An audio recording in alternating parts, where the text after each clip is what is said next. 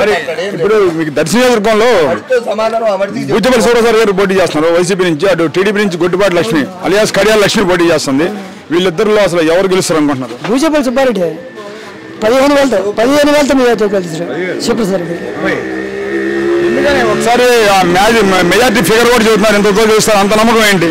అట్ట ఊర్లో అట్టుంది. మేము రోజు తిరుగుతున్నాం కాబట్టి ఊర్లో విచారిస్తే అందరూ మెజార్టీ అన్ని ఊర్లో మెజార్టీ కూడా వేసుకుంటే సరిపోయింది. పోయినసారి 30,000 వచ్చింది, 40,000 వచ్చింది, ఇప్పుడు 15,000 వేసుకుంటున్నాం తగ్గించి.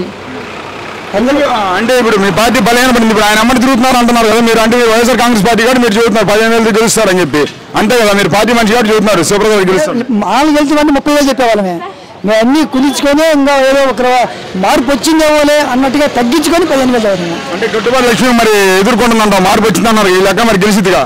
మార్పు అంటే కొంచెం అంత మార్పు కాదు. అప్పుడంటే క్యాండిడేట్ లేక అప్పుడు మధ్యచెట్టు మీద అయిపోయింది.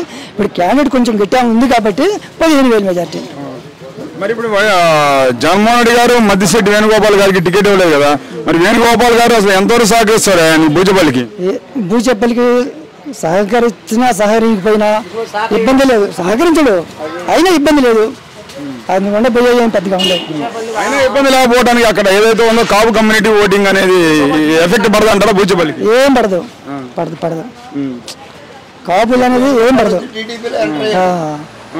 కానీ ఇప్పుడు చెప్పండి, ఇప్పుడు జగన్మోహన్ రెడ్డి గారు ఒంటరిగా వెళ్తున్నారు, కూటమి ప్రభుత్వం ఏర్పడిద్దా అటు వాళ్ళది, లేదు జగన్మోహన్ రెడ్డి గారు మళ్ళీ గెలిచి ప్రభుత్వం ఏర్పాటు చేస్తారు? జగన్మోహన్ రెడ్డి గారు కంపల్సరీగా గెలుతురు.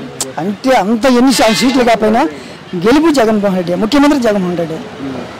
మరి చంద్రబాబు నాయుడు ఇప్పుడు పవన్ కళ్యాణ్ వాళ్ళిద్దరు జగన్ కంటే ఎక్కువ పథకాలు ఇస్తామంటున్నారు, మమ్మల్ని ఒకసారి నమ్మండి అంటున్నారు. అంతకుముందు నమ్మిలా. ఇప్పుడు నేనే ఉన్నా రైతు మామూలుగా అగ్రికల్చర్ అవుతుంది, రుణమాఫీ వడ్డీలు కట్టి అల్లాడిపోయినాం మేము. ఆ లక్ష ఆపినాము, వడ్డీ కట్టినాం, అంతా అల్లాడిపోయినాం. మళ్ళీ ఇప్పుడు ఇప్పుడు 2 రాష్ట్రాల బడ్జెట్ చాలదు. నేను ఇచ్చినట్టుకి 2 రాష్ట్రాల బడ్జెట్ చాలదు. కానీ ఒకటి చెప్పండి, మరి 2 రాష్ట్రాల బడ్జెట్ చాలదు అంటున్నారు. మరి మొన్నదాకా ఏదైతే ఉందో జగన్మోహన్ రెడ్డి గారి శ్రీలంక అయిపోతుంది, రాష్ట్రం అదే గతి పాలవుతున్నారు. మరి ఆయన ఎలా ఇస్తాను చెబుతున్నాడు ఈ హామీలన్నీ. అదే అయ్యే నమ్మని హామీలు అంటే అయ్యే ఎట్ట నమ్మరు కాబట్టి హామీలు ఇచ్చిండు. నమ్ముతారేమో గెలుపుతారేమో అనుకుంటుండు. జనాలు ఎర్లేం కాదు.